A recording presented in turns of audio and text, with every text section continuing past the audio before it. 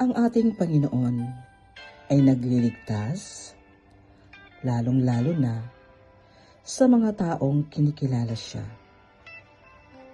Tuwing tayo'y tumatawag, lagi siyang handa upang tayo'y pakinggan. Mga Awit chapter 91, verses 14 to 16. Ang sabi ng Diyos, ililigtas ko ang mga tapat sa akin at iingatan ko ang sinumang taong ako'y kikilanlin.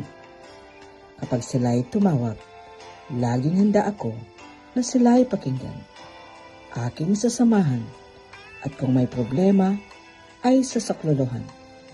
Aking ililigtas at ang bawat isa ay pararangalan.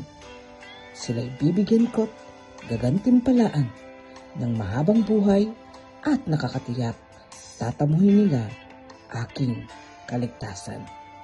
Purihin po natin ang Panginoon sa pagbabasa ng kanyang banal na salita.